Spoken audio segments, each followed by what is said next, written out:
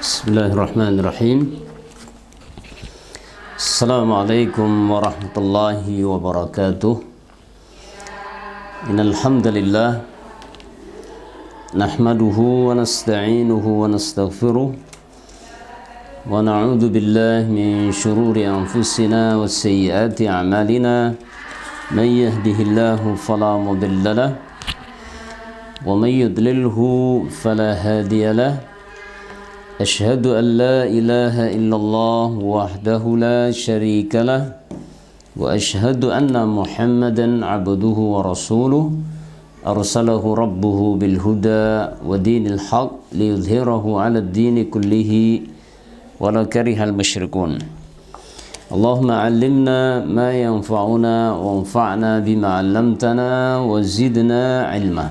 أما بعد. Para pemirsa kaum muslimin wal muslimat dimanapun Anda berada, tak bosan-bosannya kita terus bersyukur kepada Allah atas segala limpahan nikmat yang begitu banyak telah diberikan kepada kita semua. Nikmat umur, nikmat kesehatan, dan khususnya adalah nikmat yang paling besar adalah nikmat iman dan nikmat Islam. Alhamdulillah sampai detik ini Allah Subhanahu wa taala masih berkenan memberikan hidayah taufiknya kepada kita sehingga kita masih terus bisa istiqomah di dalam beriman kepadanya, di dalam mengamalkan ajaran agama Islam. Semoga Allah Subhanahu wa taala senantiasa membimbing kita semuanya untuk bisa istiqomah sehingga kita bisa menggapai husnul khatimah. Amin ya rabbal alamin. Tidak lupa salawat dan salam semoga senantiasa tercurah kehadirat baginda Rasul Nabi Agung Nabi Besar Nabi Muhammad sallallahu alaihi wa ala alihi wa sahbihi wasallam. Para pemirsa kaum muslimin wal muslimat dimanapun Anda berada, kita akan melanjutkan kembali insyaallah pada kesempatan sore yang berbahagia ini, melanjutkan pembacaan kitab Al-Adabul Mufrad yang telah disusun oleh Al-Imam Al-Bukhari rahimahullah ta'ala. Pada pertemuan yang telah lalu kita telah membahas tentang kewajiban menyambung tali silaturahmi dan larangan memutuskan tali silaturahmi. Adapun pada kesempatan ini kita memasuki bab setelahnya adalah bab ta'allamu min ansabikum ma tasiluna bihi arhamakum. Bab tentang mempelajari nasab agar kita bisa menyambung nasab tersebut. Jadi bab yang disampaikan oleh Imam Bukhari berikutnya adalah bab tentang kewajiban setiap muslim untuk mempelajari nasab agar kita mengetahui nasab kita, baik nasab dari arah ibu ataupun nasab dari arah bapak, terus ke atas, ke samping, dan ke bawah. Dewasa ini pengetahuan orang terhadap masalah nasab itu sangatlah kurang, dan ini sangat menyedihkan. Sampai-sampai ada orang yang hubungan nasabnya begitu dekat pun tidak saling mengenal. Bahkan ada sampai dengan sepupunya tidak saling mengenal, tidak saling mengetahui. Bahkan ada di sebagian tempat kakak beradik tidak saling mengenal. Na'udzubillah min dzalik. Maka ini adalah sebuah fenomena yang cukup menyedihkan. Maka apa yang disampaikan oleh Imam Al-Bukhari ini satu hal yang sangat penting, yaitu mempelajari nasab. Setiap muslim harus tahu nasab dia dari arah ibu, dari arah bapak, ke atas, ke samping, ke bawah, itu kita harus tahu semua. Kenapa demikian? Karena itu adalah merupakan dari bagian dari konsekuensi kewajiban menyambung tali silaturahmi. Bagaimana mungkin kita bisa menyambung silaturahmi kalau kita tidak mengenal nasab? Karena menyambung tali silaturahmi adalah kepada orang-orang yang memiliki hubungan darah kepada kita, kepada orang-orang yang memiliki hubungan kekerabatan kepada kita. Bagaimana mungkin kita bisa menyambungnya kalau kita tidak mengenal, tidak mengetahui siapa saja nasab kita dari ibu kita, dari bapak kita, ke atas, ke samping, dan ke bawah? Maka ini masuk dalam pengertian ma la yatimul wajibu. Dalam kaidah usul fikih, ma la yatimul wajibu illa bihi fahuwa wajib. Segala sesuatu yang menjadi wasilah untuk bisa tercapainya suatu kewajiban, maka segala sesuatu yang menjadi wasilah itu menjadi wajib. Asalnya yang wajib adalah menyambung tali silaturahmi. Akan tetapi seseorang tidak mungkin bisa menyambung tali silaturahmi kalau tidak mengenali, tidak mengetahui nasabnya. Oleh karena itu mempelajari nasab adalah merupakan wasilah untuk menuju kepada sebuah kewajiban, yaitu agar kita bisa nyambung silaturahmi kepada orang-orang yang berhak untuk disambung. Ya. Oleh karena itu Al-Imam Ibnu Hazm di dalam kitabnya An-Nasab, sampai-sampai Al-Imam Ibnu Hazm menyusun sebuah kitab spesial yang namanya An-Nasab. Apa kata Ibnu Hazm? Beliau mengatakan dalam kitabnya An-Nasab, min ilmin nasabi huwa ma fardu ainin wa minhu ma huwa fardu kifayatin wa minhu mustahabbun. Di antara ilmu nasab, ilmu tentang nasab itu ada ilmu tentang nasab yang hukumnya fardu ain, artinya setiap orang wajib tahu. Dan ada di antara ilmu nasab itu yang hukumnya fardu kifayah. Wa minhu mustahabbun, dan ada di antara ilmu nasab itu hukumnya sunnah untuk dipelajari. Famin dzalik, maka dari itu dengan ilmu nasab tersebut yu'lamu, dapat diketahui anna Muhammadan Rasulullah, dapat diketahui bahwasanya Muhammad adalah utusan Allah. Ya, orang Arab mengetahuinya awalnya dari melalui nasabnya. Ya, huwa ibnu Abdillahil Hashimi. Muhammad itu adalah putra Abdullah Al-Hashimi, yang nasabnya adalah dari kabilah Hashim, kabilah Quraisy, dari kabilah Hashim, Bani Hashim. Beliau dikenal sebagai Bani Hashim, makanya nisbatnya kepada Hashim. Faman idda'a annahu ghairu Hashimiyyin kafara, maka barang siapa yang mendakwakan, menyatakan bahwasanya Nabi Muhammad itu bukan keturunan Bani Hashim, maka sungguh dia telah kufur. Wa ayya'lama, dan seseorang bisa mengetahui dengan ilmu nasab tersebut, annal khalifata min Quraisy, bahwasanya khalifah, orang-orang yang berhak menjadi khalifah sesudah wafatnya Rasulullah itu harus keturunan dari Quraisy, suku Quraisy. Wa ayya'rifa, dan seseorang bisa mengetahui man yalqahu, siapa saja yang dia jumpai, seseorang bisa mengenali siapa saja yang dia jumpai, binasabin, dengan nasab, firrahmin muharramatin, dengan nasab yang berada dalam rahim yang diharamkan, berarti ada hubungan mahram gitu kan. Ya, ada hubungan mahram, atau orang bilang ada hubungan muhrim. Maka dengan itu liyajtaniba tazwija ma yahrumu alaihi minhu. Dengan mengetahui seseorang itu ada hubungan muhrim, mahram, maka bisa dijauhi, bisa dihindari menikahkan seseorang yang haram untuk dinikahi.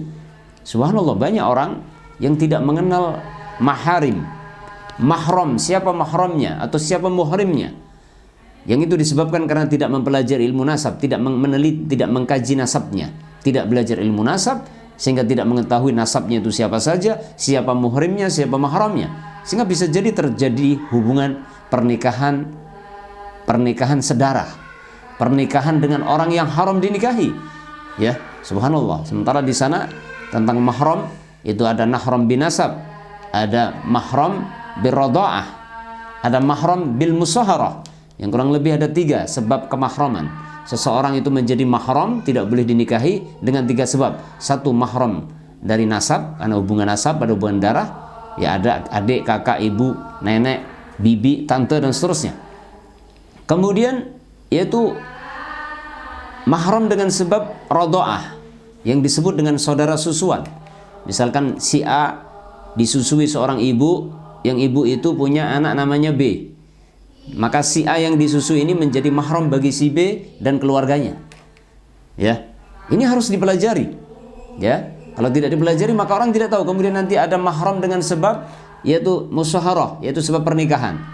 Misalkan seseorang menikah, seorang pria A menikah dengan seorang wanita B, maka si A, si laki-laki A nanti akan ada hubungan mahram dengan sebagian dari keluarganya si wanita B itu, yaitu ibu mertua. neneknya dan seterusnya. Itu semuanya ada di dalam ilmu nasab. Maka kata Ibnu Hazm di sini, mempelajari ilmu nasab itu kadang-kadang menjadi wajib. Kemudian di antara faedah ilmu nasab yang lain adalah wa ayya'rifa man yattasilu bihi mimman yarisuhu aw yajibu birruhu min silatin aw nafaqatin aw muawanah. Dan seseorang akan mengenali siapa yang ada hubungan dengan dirinya dari kalangan orang yang berhak mendapatkan warisan dia, atau wajib dia berbuat baik kepadanya dengan cara menyambung silaturahmi, memberikan nafkah, memberikan bantuan. Demikian juga wa ayya'rifas sahabata. Demikian juga seseorang bisa mengenal sahabat. Dengan ilmu nasab sekarang orang bisa mengenal sahabat-sahabat Nabi itu siapa saja, dari keturunan siapa, nasabnya sampai kemana. Wa anna hubbahum matlubun, dan sesungguhnya mencintai para sahabat Nabi itu satu hal yang diperintahkan. Ya, ini kurang lebih perkataan Imam Ibnu Hazm di dalam kitabnya An-Nasab, sampai beliau mengatakan demikian. Dan banyak para ulama yang lain menyebutkan bahwasanya mempelajari ilmu nasab agar seseorang bisa tahu nasab dia, agar dia bisa tahu siapa mahramnya, agar seseorang bisa tahu siapa ahli warisnya, agar seseorang bisa tahu siapa kerabatnya. Itu adalah bagian dari kewajiban kaum muslimin, ya. Nah, kemudian di sini dalam bab ini Al-Imam Bukhari membawakan hadis atau membawakan asar. Di sini kurang lebih beliau bawakan beberapa hadis. Yang pertama adalah sebuah hadis, yaitu dari Umar bin Khattab, atau perkataan Umar bin Khattab an Jubair bin Mut'im. Ya, hadis diriwayatkan dari sahabat Jubair bin Mut'im annahu sami'a Umar bin Khattab radhiyallahu anhu, bahwasanya Jubair bin Mut'im itu pernah mendengar sahabat Umar bin Khattab radhiyallahu anhu berkata di atas mimbarnya, yaqulu 'alal mimbar. Ya, barangkali beliau sedang berkhutbah atau ceramah di atas mimbar. Apa kata Umar? Ta'allamu ansabakum summa silu arhamakum. Ya, kata Umar, pelajarilah oleh kalian nasab-nasab kalian. Kalian harus tahu siapa nasab kalian. Pelajari nasab kalian. Summa silu arhamakum, kemudian sambunglah silaturahmi di antara kalian. Sambung. Kalau sudah tahu nasabnya siapa, akan tahu kita, oh kerabat saya ini fulan fulana, dari arah ibu ini ke atas, dari arah bapak ke atas, kemudian ke samping ke bawah, akhirnya ketemu. Di situ kita bisa menyambung dengan orang-orang tersebut yang ada hubungan silaturahmi dengan kita, hubungan kekerabatan, ada hubungan nasab, kita sambung silaturahmi. Nah, dan ini adalah satu hal yang banyak ditinggalkan oleh kita. Wallahi, lalu Umar bin Khattab bersumpah, sampai beliau bersumpah, Umar bin Khattab radhiyallahu ta'ala anhu, wallahi innahu la yakunu bainar rajuli wa baina akhihi syai'. Demi Allah, sungguh pasti akan terjadi antara seseorang dengan saudaranya, akan terjadi sesuatu, entah perselisihan, ya, atau yang lain. Walau ya'lamul ladzi bainahu wa bainahu min dakhilatir rahim. Dan kalau seandainya seseorang yang berselisih dengan saudaranya tadi, dia benar-benar mengetahui bahwa ada antara dirinya dan saudaranya tersebut hubungan silaturahmi, la auza'ahu dzalika an intihaki. Maka hal itu, pengetahuan seseorang akan hubungan silaturahmi kepada saudaranya itu akan menjadi penghalang dirinya dari rusaknya hubungan persaudaraan dia. Subhanallah. Dan ini sudah menjadi satu hal yang biasa terjadi di masyarakat. Ada seseorang bertengkar dengan orang lain, ya, dalam urusan perselisihan tertentu, ya, akan tetapi perselisihan mereka, pertengkaran tersebut tidak sampai tingkat kemudian melakukan hal-hal yang melampaui batas, ya, adu fisik dan lain sebagainya, atau sampai kemudian memutuskan hubungan persaudaraan. Kenapa? Karena mereka tahu bahwa di antara mereka ini ada hubungan saudara, ada hubungan kekerabatan, ya. Bahkan kadang-kadang tanpa sengaja mungkin ada seseorang di suatu tempat, entah di pasar atau di lapangan atau dalam acara tertentu, terjadi perselisihan dengan orang lain yang sebelumnya tidak saling mengenal, ya. Bahkan mungkin sampai tingkat berantem. Kemudian ternyata setelah didamaikan, setelah diurusi oleh pihak polisi atau orang ketiga, ternyata ada orang yang mengingatkan bahwa kalian ini ada hubungan persaudaraan. Mbah kalian, kakek kalian dengan kakek kalian itu kakak beradik. Kakekmu dengan kakek dia itu kakak beradik. Kalian ini saudara, sudah damai saja gitu. Atau mungkin terjadi kecelakaan lalu lintas gitu kan. terjadi kecelakaan lalu lintas di jalan, tabrakan. Kemudian terjadi keributan di situ, perselisihan. Kemudian ada yang mengingatkan bahwa yang tabrakan ini satu dengan yang lain ini ternyata ada hubungan nasab. Mereka ternyata saudara sepupu misalkan, ya, atau dua pupu atau yang lain, yang itu akan menjadikan mereka berdua menjadi damai, ya. Jadi benar kata Umar, ketika seseorang mengetahui nasabnya sehingga tahu hubungan kekerabatan dengan orang lain, maka hal itu akan menjadi penghalang dirinya untuk melakukan perbuatan kerusakan, yaitu merusak hubungan persaudaraan karena sebab pengetahuan terhadap nasab. Ini kurang lebih di antara faedah yang disebutkan Umar bin Khattab dari mengetahui nasab kita. Oleh karena itu, kaum muslimin wal muslimat, saudara-saudariku yang semoga dirahmati Allah Subhanahu wa taala, maka mengetahui nasab kita, baik dari arah ibu, baik dari arah ayah kita, baik ke atas, ke bawah, ke samping, itu satu hal yang harus kita ketahui. Marilah kita cari nasab kita, ya. Bahkan mungkin kita perlu bertanya kepada orang tua kita, kakek nenek kita. Kita runut nasab kita dari arah ibu ke atas, nenek kakek ke atas, itu sampai kemana? Dari ayah kita runut kakek nenek ke atas siapa saja. Kemudian anak keturunannya siapa? Kemudian ke samping, ke bawah. Dan ini adalah kebiasaan orang Arab terdahulu, dan sampai sekarang pun masih ada di sebagian negeri Arab, yaitu mereka menulis nasab. Ya, nasab itu sampai ditulis. Misalkan saya itu adalah putranya siapa? Dari bapak saya ke atas siapa, ibu saya ke atas, ditulis.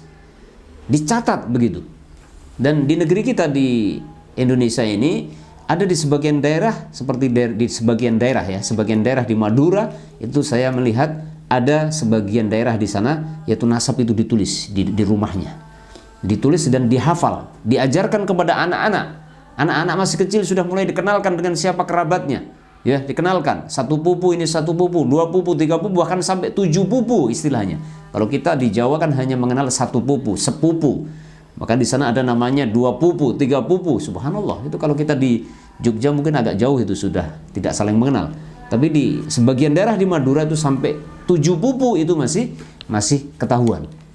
Dan ini adalah merupakan kebiasaan orang-orang Arab terdahulu, dan di sebagian negeri Arab sekarang juga masih ada mereka hafal. Oleh karena itu di negeri Arab itu terkenal adanya qabilah-qabilah, ya. Ini qabilah fulani ada sampai sekarang. Sehingga sampai hari ini tidak ada satu keluarga di negeri Arab melainkan mereka mengetahui qabilahnya siapa, ini qabilah dari mana. Nah, adapun di Indonesia, khususnya di Pulau Jawa, sampai hari ini masih ada alhamdulillah namanya trah gitu ya. Ini mungkin mirip, trah itu adalah qabilah, ini trah siapa, trahnya fulan, trah fulan. Ini sangat bagus kalau dijaga. Kemudian mungkin perlu ada agenda rutin, yaitu sebulan sekali atau setahun sekali kumpul trah gitu ya, kumpul trah dalam rangka menyambung silaturahmi, walaupun kumpul-kumpul hanya sekedar makan-makan, ya, mungkin hanya setahun sekali di bulan Idul Fitri, ya, kumpul sesama trahnya, ya, kumpul hanya sekedar makan-makan, saling memperkenalkan anak cucunya agar satu dengan yang lain saling mengenal, dan untuk merekatkan hubungan tali silaturahmi umumnya dan khususnya adalah hubungan ukhuwah Islamiyah di antara mereka. Subhanallah. Ini satu hal yang sudah banyak dilupakan oleh sebagian orang, yang dengan membacakan bab ini dalam kitab ini mudah-mudahan kita pun tergerak untuk bagaimana kita mempelajari nasab kita. Hadis yang kedua adalah Ani bin Abbas, ya. Dari sahabat Abdullah bin Abbas annahu qala, Abdullah bin Abbas berkata, "Ihfazu ansabakum tasilu arhamakum. Fa innahu la bu'da birrahim idza qarubat wa in kanat ba'idah wa la qurba biha idza ba'udat wa in kanat qaribah." Ibnu Abbas berkata radhiyallahu ta'ala anhu, jagalah nasab kalian. Ini coba kita perhatikan perintah dari Ibnu Abbas radhiyallahu ta'ala anhu, jagalah nasab. Hafalkan, di sini kalimatnya ihfadhu gitu kan. Ihfadhu ansabakum, hafalkan. Ya. Hafalkanlah nasab-nasab kalian. Berarti kita harus hafalin tuh dari bapak kita, misalkan bapak kita itu bin siapa, bin gitu kan, ya. Itu kemudian neneknya neneknya siapa, kakeknya siapa. Ya, kalau orang Jawa mungkin ada kakek, ya, kemudian buyut, kemudian istilah buyut, wayah, canggah, wareng, udek-udek, siwur gitu ya. Kalau orang Jawa seperti itu kurang lebih. Saya sendiri juga sudah nggak hafal, ya. Nah, itu kalau bisa dihafal, ya. Para salaf terdahulu menghafal. Ibnu Abbas mengatakan ihfadhu ansabakum, hafalkan nasab kalian, tasilu arhamakum, sehingga kalian bisa menjaga hubungan silaturahmi kalian. Subhanallah. Nah, ini subhanallah luar biasa nih. Fa innahu la bu'da birrahim idza qarubat.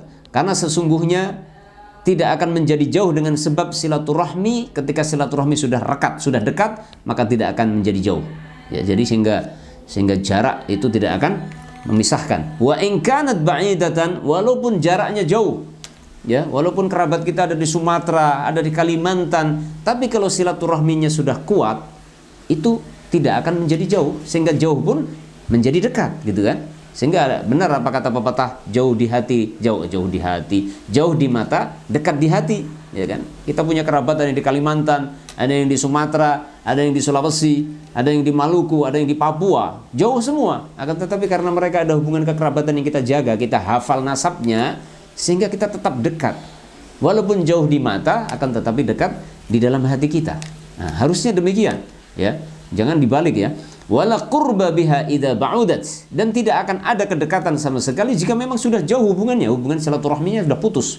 Wa in kanat qaribatan, walaupun mereka dekat. Rumahnya mungkin dekat berdampingan, kan ada sebagian daerah itu kalau punya anak, cucu itu dikumpulin dalam satu komplek gitu ya. Ya, yang orang-orang dulu itu kan punya pekarangan yang masih lebar, luas gitu ya, sehingga anaknya laki-laki dikasih jatah pekarangan di sini depan sebelah kanan, yang perempuan sebelah kiri, nanti depannya lagi ada yang di belakang, ngumpul dalam satu komplek. Akan tetapi walaupun dekat mereka berkumpul dalam satu komplek, berkumpul dalam satu pekarangan, bahkan walaupun kumpul dalam satu rumah sekalipun, kalau seandainya hubungan silaturahmi sudah putus, ya mereka tetap menjadi jauh. Akhirnya peribahasanya dibalik gitu kan. Peribahasanya mungkin kita balik, yaitu dekat di mata, jauh di hati gitu kan. Coba kita pilih mana kira-kira? Peribahasa yang satu tadi, jauh di mata dekat di hati, atau dekat di mata jauh di hati, kan gitu kan. Ya maka tentunya kita lebih milih yang pertama, walaupun jauh di mata nggak masalah, yang penting hatinya tetap dekat, seakan-akan dekat mereka. Ya, karena kadang-kadang dekat di mata tapi hatinya jauh, itu nanti akan menjadi sebuah penderitaan. Dekat tapi bermusuhan, dekat tapi sering berantem, gitu kan? Apa sebabnya? Sebabnya silaturahmi tidak dijaga. Ya, silaturahmi tidak dijaga. Maka dengan menghafal nasab kita, tujuannya adalah agar kita bisa menjaga hubungan silaturahmi tetap utuh, jangan sampai terputus. Wa kullu rahimin, kata Ibnu Abbas, wa kullu rahimin atiyatun yaumal qiyamati amama sahibiha tashhadu lahu bisilatin in kana wasalaha wa alaihi biqati'ah in kana qata'aha.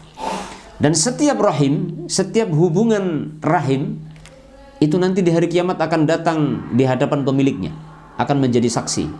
Jadi hubungan rahim kita, ya tali silaturahmi kan, tali silaturahmi.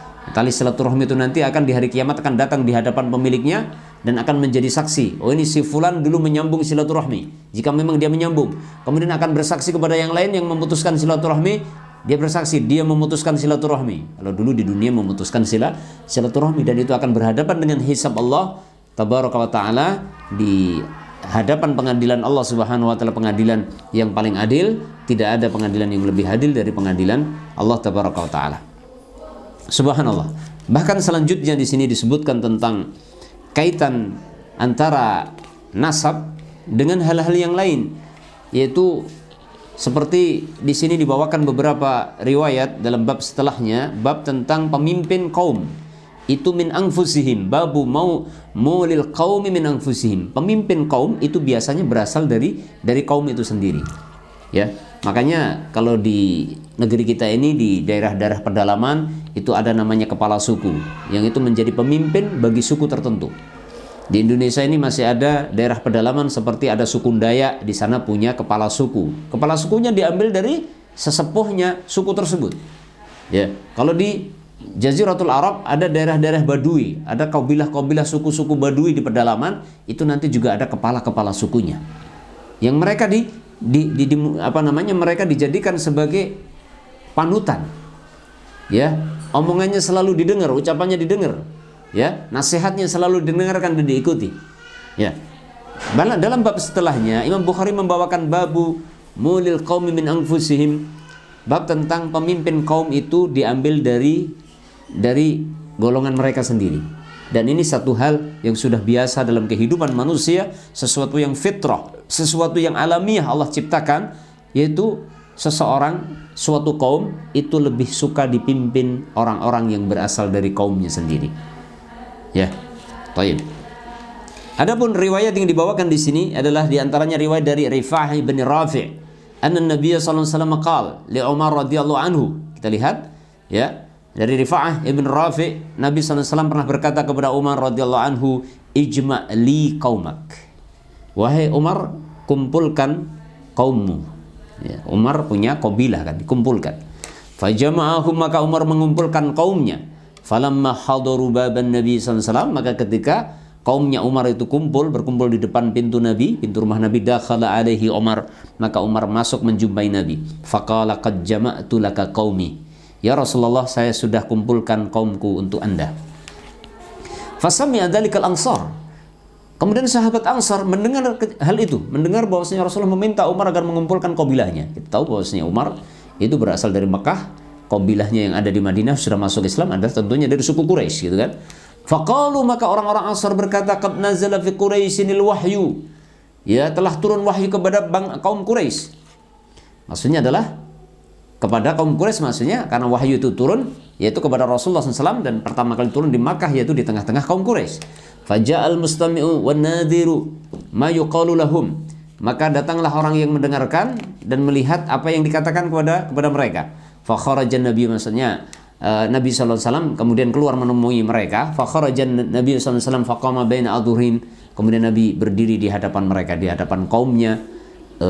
Siapa? Umar bin Khattab tadi, kabilahnya. Faqal, maka Rasul bersabda, hal fikum min ghairikum, gitu kan. Jadi dari kabilahnya Umar tadi ditanya, apakah di tengah-tengah kalian ada yang selain dari kalian, selain dari kaum kalian? Maka mereka menjawab, qalu na'am. Iya, ada ya Rasulullah. Fina halifuna, di tengah-tengah kami ada pemimpin kami, wa ibnu ukhtina, dan ada anak saudari kami, wa mawalina, dan bahkan ada sebagian budak kami. Ya, disebutkan di situ. Yang ada di situ adalah dikenali semua gitu. Jadi kabilahnya Umar itu diketahui semua siapa person-person yang ada di situ. Ini menunjukkan apa? Dijaga nasab.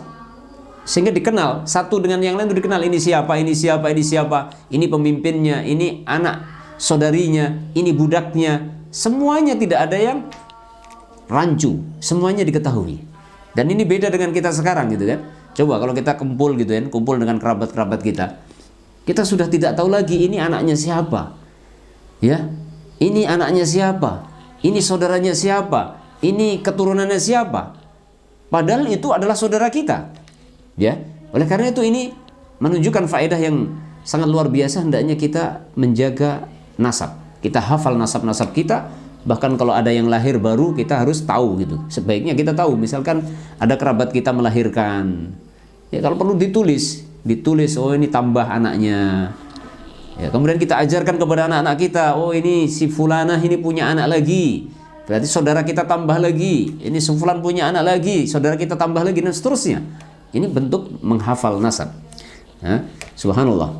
Qala Nabi sallallahu alaihi wasallam, Nabi sallallahu alaihi wasallam bersabda, halifuna minna, pemimpin kita adalah dari golongan kita. Wa ibnu ukhtina minna, dan putra saudari kita dari kita. Wa mawalina minna, dan budak-budak kita juga termasuk dari kita.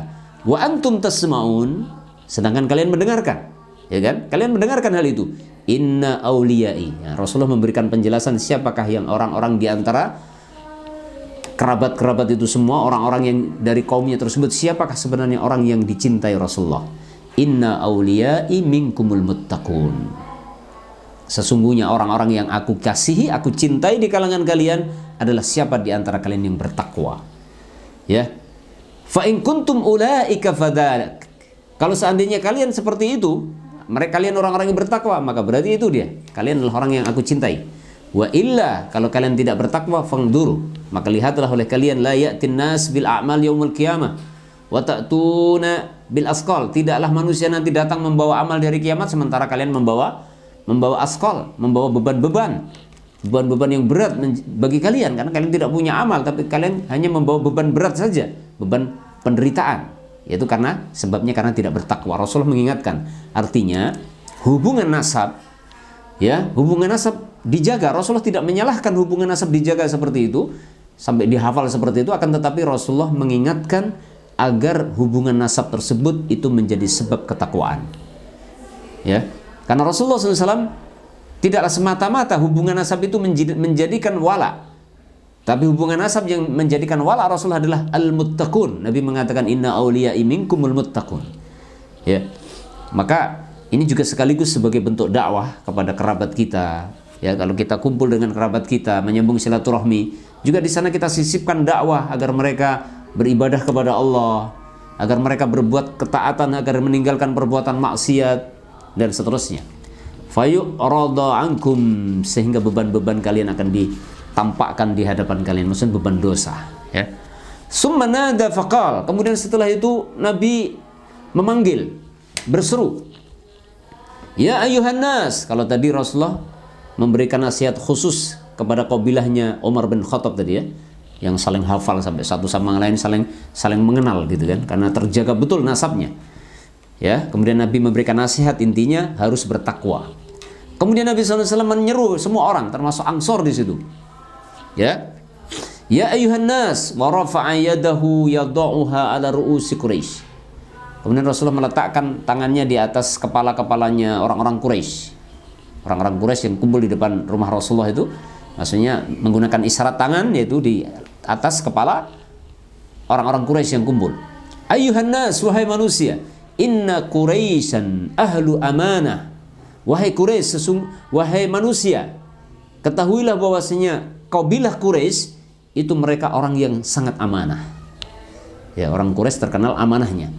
Maka membagha bihim, maka barang siapa yang berbuat zalim kepada orang Quraisy, kata Rasulullah, ya, kabbahullahu limin kharihi, yaqulu dzalika salasa marat, maka Allah akan menelungkupkan hidungnya. Maksudnya apa? Allah akan menelungkupkan wajahnya di neraka. Ini menunjukkan ada sebuah keutamaan istimewa yang dimiliki sebuah kabilah yang namanya suku Quraisy. Ya, suku Quraisy adalah suku yang diistimewakan oleh Allah dan Rasulnya. Ya, tentunya suku Quraisy dari kalangan orang yang beriman. Adapun Quraisy yang tidak beriman tentunya itu keluar dari apa yang disebutkan di sini. Ya, di sini ada pujian, keistimewaan yang dimiliki orang Quraisy adalah ahlu amanah. Mereka sangat memegang amanah. Makanya khalifah, Rasulullah memberikan isyarat dari sini dan dalam beberapa riwayat yang lain bahwasanya yang berhak menjadi khalifah adalah suku Quraisy, ya, suku Quraisy.